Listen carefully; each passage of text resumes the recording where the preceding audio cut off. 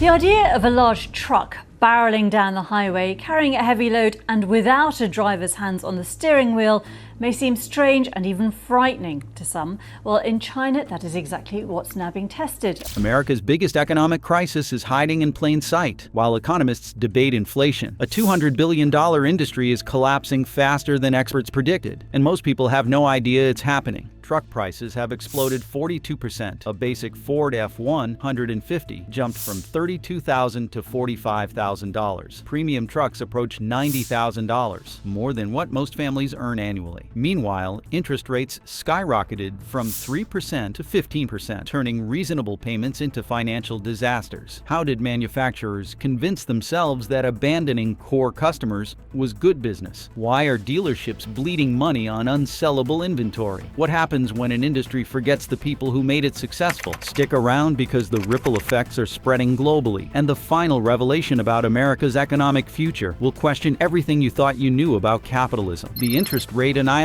Your truck payment, it just became larger than your mortgage. Robert Kim, an electrician from Tacoma, discovered this nightmare firsthand when he tried trading his truck. "My truck payment is larger than my mortgage," Kim explains. "I bought it when rates were low, but when I tried to trade it in, I discovered I owe $8,000 more than it's worth. I'm trapped." The interest rate explosion made expensive trucks completely unaffordable for American families. Auto loan rates that hovered around 3 to 5% during recent low-interest environments exploded to 8, 10, 12, or even 15% for buyers with average credit. Buyers with less than perfect credit faced rates reaching 18 to 20%. The impact on monthly payments was staggering. A $30,000 truck financed at 4% over 6 years carried a monthly payment of approximately $460. The same truck financed at 12% jumped to $530 monthly. Over the loan's life, buyers paid nearly $6,000 more in interest, turning a $30,000 truck into a $36,000 financial commitment. A typical $45,000 truck financed at 10% over 6 years required monthly payments exceeding $800. Add insurance costs that had doubled in many markets, and monthly truck ownership approached $1,000. Middle-class families found the mathematics crushing their budgets and dreams. These crushing numbers revealed something that dealers were desperate to hide. The consequences would ripple across continents. The dealership drowning. How does a $200 billion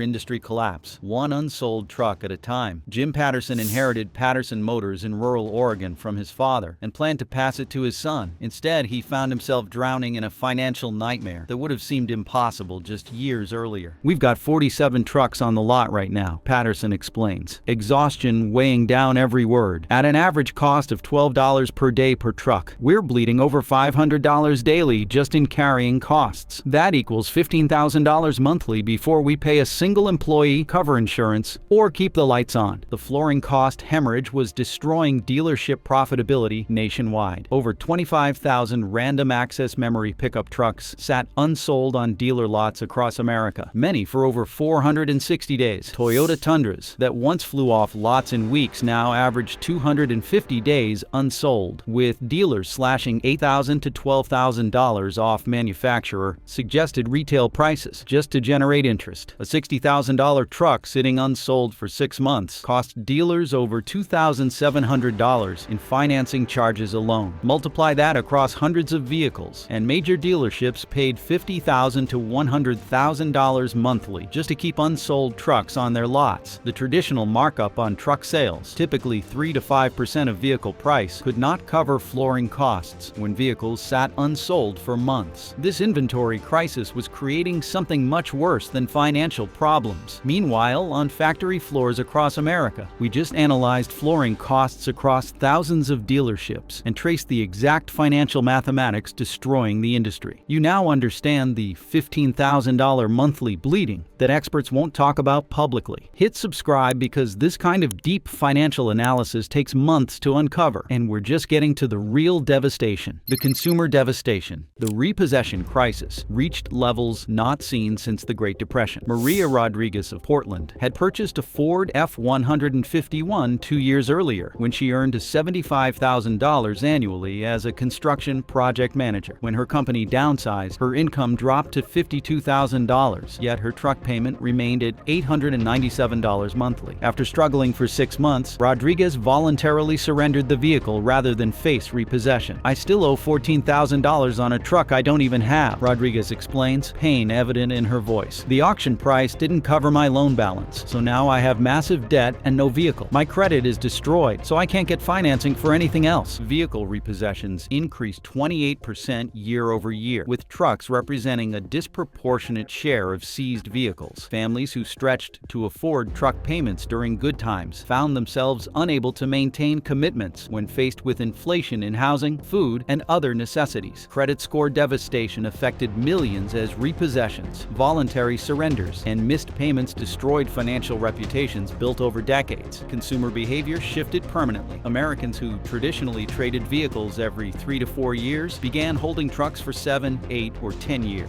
The average age of vehicles on American roads increased, while trade-in volume dropped significantly as negative equity made trading impossible for many owners. Service departments overwhelmed with repair work as customers invested in maintaining current vehicles rather than buying new ones. The numbers revealed something no one expected, setting the stage for an industry-wide catastrophe that would transform manufacturing forever. Manufacturing plant shutdowns. In just 24 hours, everything changed. Linda Martinez had worked at Northwest Ford for 14 years, rising from receptionist to finance manager. She knew every customer, understood local needs, and had helped hundreds of families purchase their first trucks. The day the dealership announced closure, she faced unemployment at 48 with skills specific to an industry in collapse. "I don't know what I'm going to do," Martinez admits, her voice breaking. "Automotive finance is all I know, but dealerships are closing everywhere. The ones still open aren't hiring. They're laying people off." Manufacturing plants began cutting production by 25% as the cascade of destruction spread from showrooms to factory floors. The first casualties were small independent dealerships, forming the backbone of truck sales in rural America. These family-owned businesses, many passed down through multiple generations, simply could not survive the financial hemorrhaging of carrying unsold inventory. Employee devastation followed immediately. Experienced technicians who had mastered complex truck systems found their expertise suddenly worthless. Parts departments that had maintained relationships with contractors and fleet operators closed overnight. The human stories multiplied across thousands of communities as the industry crumbled beneath the weight of impossible economics. Traditional dealership survival mathematics had become impossible. Markup on truck sales could not cover flooring costs when vehicles sat unsold for months. Dealerships, once profitable with 60-day inventory, turns faced 200-day averages. What happened next would reveal the true depth of the crisis. Now, the entire supply chain hung in the balance. The wholesale market collapsed. What happens when the escape valve disappears entirely? Tom Walsh, a dealership general manager with 3 decades of experience, watched his traditional business model evaporate before his eyes. "We're offering deals I never thought I would see in my career," Walsh admits. "But customers either cannot qualify for financing at today's rates, or they're smart enough to wait because they know prices have to come down further." The auction house collapse eliminated dealers' traditional escape valve. Wholesale vehicle values plummeted 18% in just months. Trucks that dealers expected to sell at auction for $35,000 struggled to reach $28,000. The inventory crisis created a vicious cycle that strangled the entire system. Dealers could not afford to accept trade-ins because they were already drowning in unsold inventory. Without trade-ins, customers could not bridge the gap between what they owed and what they could afford. Without customer transactions, dealers could not generate the cash flow needed to service their flooring debt. The mathematical impossibility had become an operational nightmare.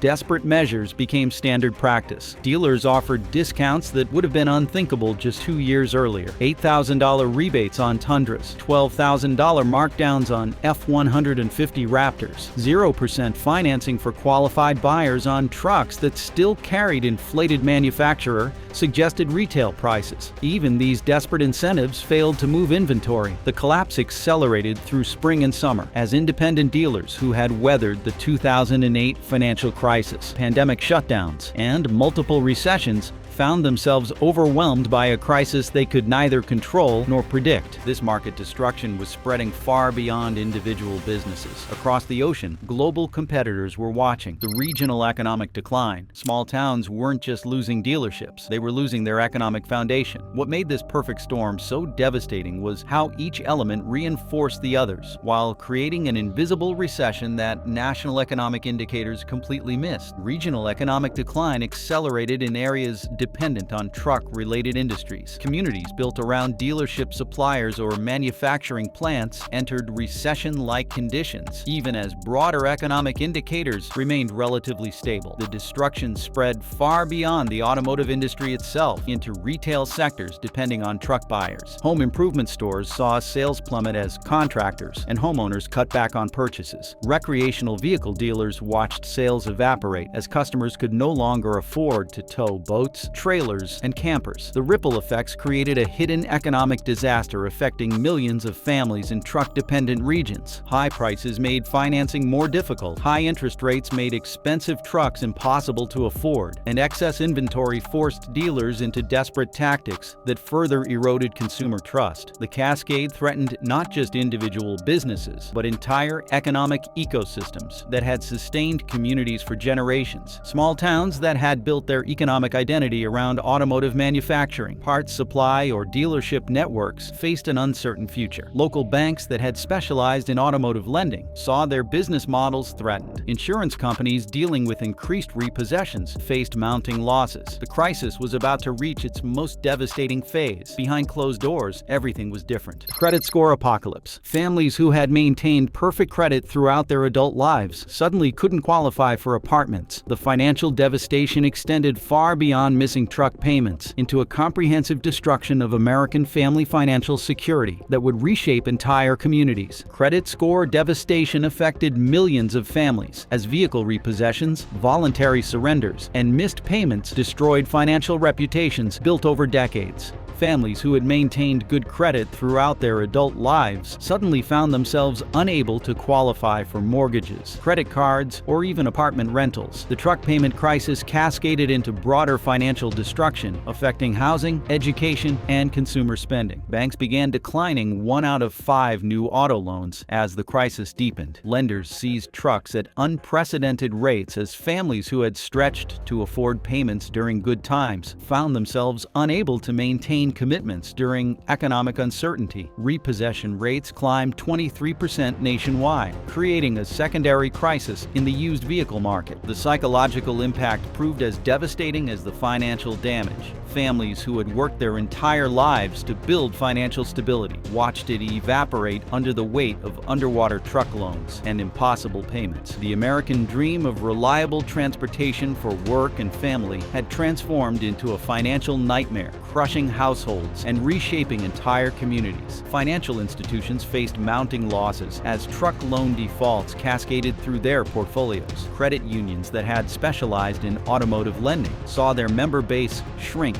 as repossessions destroyed relationships built over generations. The market was about to reach its breaking point. What came next would test every financial institution. The price correction tsunami. When does a market correction become a market revolution? 6 months after the cascade began, the American truck market had transformed beyond recognition. This wasn't merely a temporary downturn, but a fundamental reset, destroying old assumptions and creating new rules for truck ownership. The price correction economists had long predicted finally arrived with devastating force. Dealerships asking $70,000 for basic models began accepting $45,000 offers just to generate cash flow. The reset started in the used market, where repossessed vehicles flooded auctions, driving prices down 30 to 40% overnight. A 2-year-old Ford F-150, worth $55,000 in January, sold for $38,000 by summer. New vehicle pricing followed this downward trend as manufacturers finally finally acknowledged their unsustainable strategies. Ford quietly reduced manufacturers' suggested retail prices on multiple configurations, while General Motors introduced value packages that were essentially disguised price cuts. The new baseline emerged approximately 30% below peak pricing, returning truck prices to 2022 levels. This reset came at enormous cost. Thousands of dealerships closed, tens of thousands of workers lost jobs, and hundreds of thousands of families suffered financial devastation. Smart buyers who had waited out the price explosion found themselves in positions of unprecedented power. Sarah Johnson, who delayed replacing her aging Silverado for 2 years, suddenly found dealers competing for her business. This dramatic price correction created unexpected opportunities and devastating losses. Meanwhile, manufacturers faced an impossible choice. The winners and losers emerge.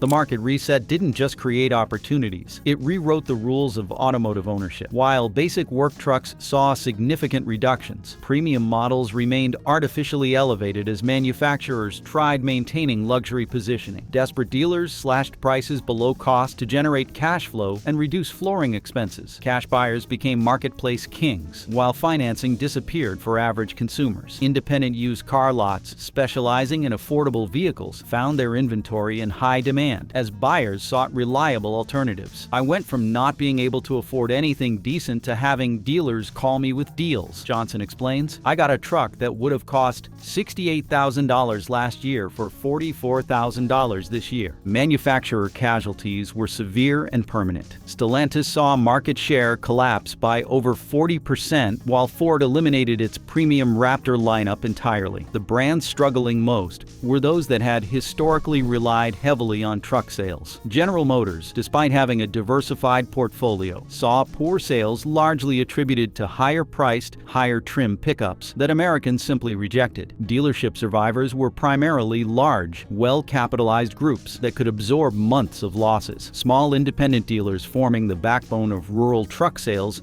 faced extinction. Consumer losers included millions trapped in underwater loans with no path to resolution. The crisis accelerated emerging trends that would reshape transportation permanently. Electric vehicle adoption jumped as incentives made alternatives more attractive. Alternative transportation gained momentum with ride-sharing, increasing 30% in markets where truck ownership became unaffordable. This transformation was creating something entirely new. The real transformation went deeper than anyone imagined. The new economics of ownership. Easy financing didn't just disappear, it became a relic of automotive history. A completely different economic framework for truck ownership emerged from the wreckage. Easy financing and inflated trade-in values disappeared, replaced by a market demanding financial discipline and realistic expectations. Cash transactions became increasingly common as buyers lost faith in financing options. Dealerships adapted by offering cash discounts and simplified sales processes for buyers avoiding financing entirely. The psychological connection between vehicle ownership and personal success began dissolving among younger demographics who had witnessed the financial destruction firsthand. Extended ownership cycles became the norm, as families recognized frequent vehicle trading was no longer viable. 10-year ownership cycles replaced the 3 to 4-year cycles that had characterized the market during its peak. This shift forced manufacturers to build more durable vehicles and dealers to develop stronger service departments. The used market matured into a legitimate alternative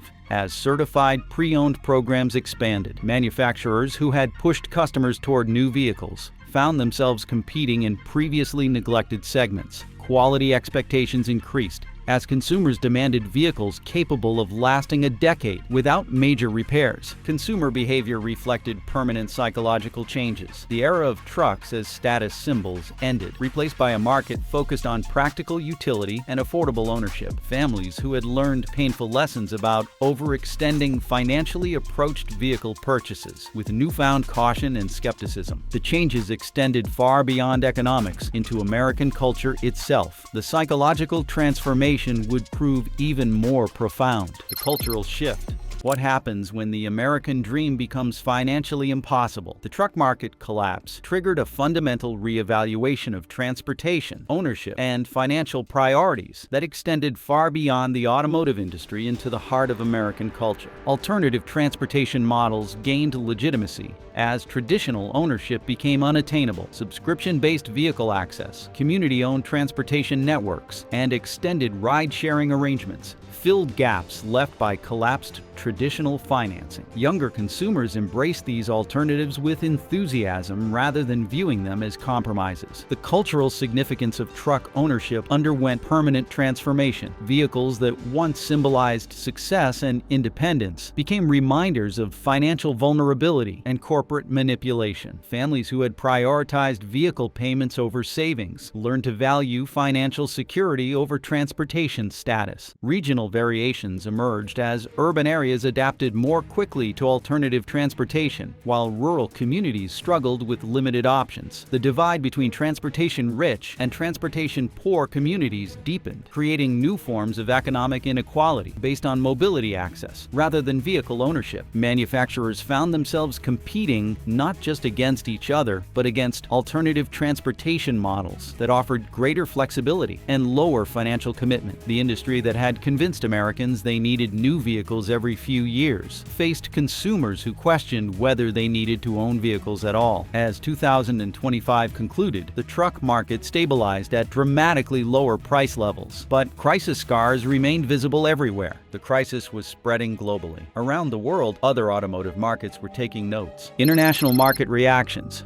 What started as an American truck crisis became a global automotive reckoning. International manufacturers watched the American market collapse with mixture of horror and opportunity, realizing that pricing disconnection from consumer reality could destroy even the most established automotive ecosystems. European automakers immediately revised their pricing strategies, abandoning plans to introduce luxury pickup trucks at American-style price points. Volkswagen postponed its premium truck launch indefinitely, while Mercedes-Benz scaled back plans for high-end commercial vehicles. The lesson was clear. Even affluent markets had limits that manufacturers violated at their peril. Asian manufacturers responded with calculated aggression. Toyota, despite its own struggles with the Tundra and Tacoma, leveraged the crisis to position itself as the reliable alternative to American excess. Hyundai and Kia accelerated development of affordable truck alternatives, recognizing the massive market gap created by American manufacturers' flight to premium segments. Chinese automakers saw unprecedented opportunity. Companies like Build Your Dreams and Great Wall Motors began serious discussions about American market entry, believing they could offer reliable trucks at prices American manufacturers had abandoned. The irony was profound. American manufacturers had priced themselves out of their own domestic market. International dealer networks implemented lessons learned from American market devastation. Financing terms became more conservative,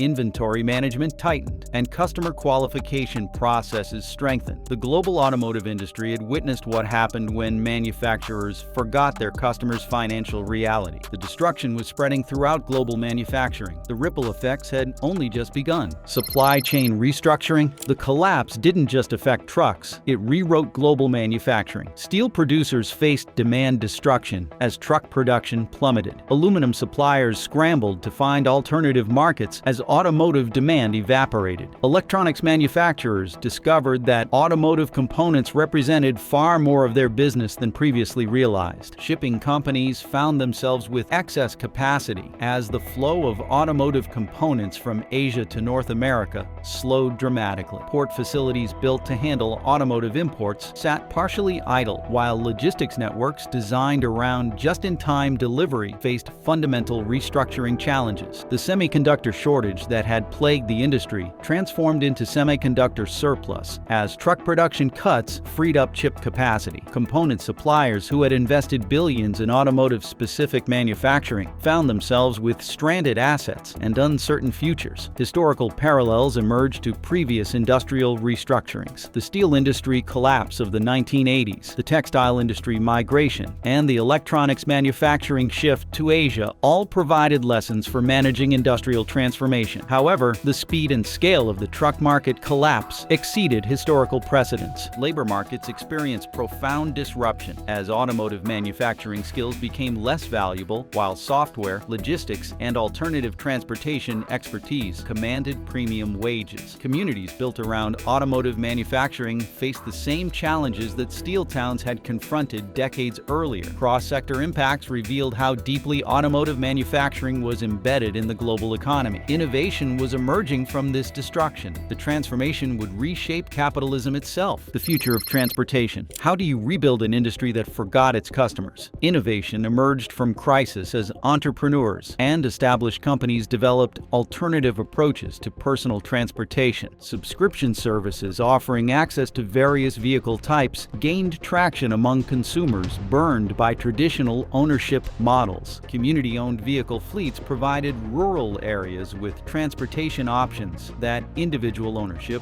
no longer offered. Cooperative models emerged where groups of families shared ownership costs while maintaining individual access to vehicles.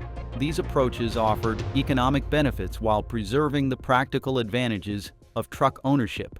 Technology accelerated solutions that had previously seemed futuristic. Autonomous vehicle development gained urgency as companies realized that shared autonomous fleets could provide transportation access without individual ownership burdens. Electric vehicle adoption accelerated not because of environmental concerns, but because operating costs offered relief from financing nightmares. Pattern recognition across disrupted industries revealed common elements. Incumbent players focusing on premium segments while abandoning core markets. New entrants targeting underserved segments, and consumer behavior shifting permanently toward value and accessibility over status and features. Future scenarios ranged from subscription-based vehicle access to community-owned transportation networks. Urban areas led adoption of alternative models, while rural communities struggled with limited options. The digital divide expanded to include transportation access, creating new forms of inequality. Recovery cycles from previous industrial disruptions suggested that new equilibrium would emerge, but the automotive landscape would bear little resemblance to its previous form.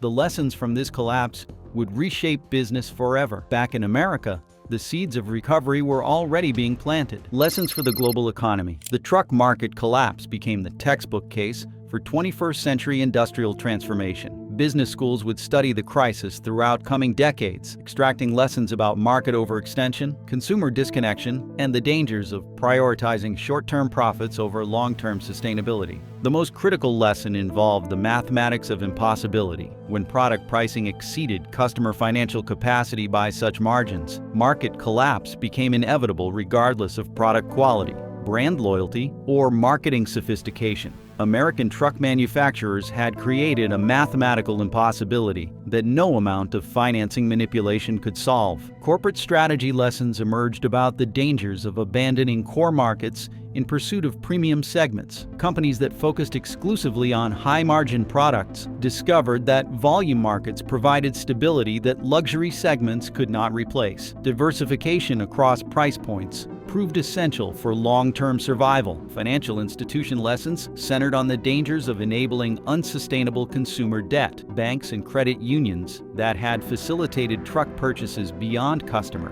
means faced massive losses, while institutions that maintained conservative lending standards survived the crisis largely intact. Government policy implications included the need for oversight of consumer lending practices and the importance of maintaining domestic manufacturing capacity. The crisis revealed how industrial policy decisions made decades earlier had created vulnerabilities that manifested during market stress. Global economic lessons extended beyond automotive to any industry where pricing disconnected from consumer reality. Technology companies, healthcare providers, and housing markets all contained similar vulnerabilities that the truck crisis exposed. Which industry faces this pricing crisis next? Drop your predictions in the comments below, and thank you for watching.